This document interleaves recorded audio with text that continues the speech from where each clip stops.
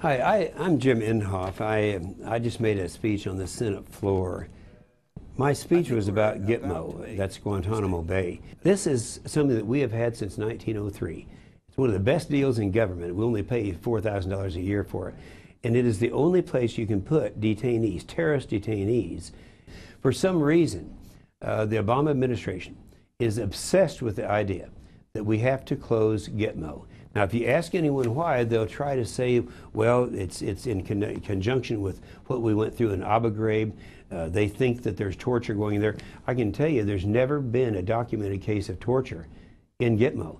If you do what the president is doing as we speak, that is moving him into the United States for adjudication, they're going to end up using rules of evidence that are different than they thought they were going to have at the time they apprehended him in the field. These are guys that have killed Americans in Iraq and Afghanistan and other places.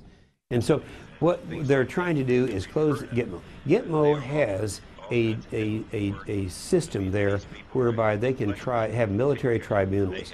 I know that the president has come out with a list of some 17 prisons in America where these could be. One happens to be in my state of Oklahoma. We cannot let that happen.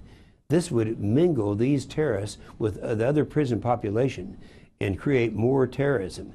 And besides that, they become 17 magnets to terrorists in the United States.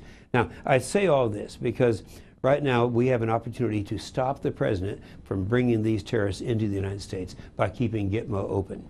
And it's that we're doing what they call the Defense Authorization Bill. And I have this amendment that says, Section 1059, prohibits on transfer of Guantanamo detainees. No department or agency of the United States may, number one, transfer any detainee of the United States housed at Naval Station Guantanamo Bay in Cuba to any facility in the United States or its territories.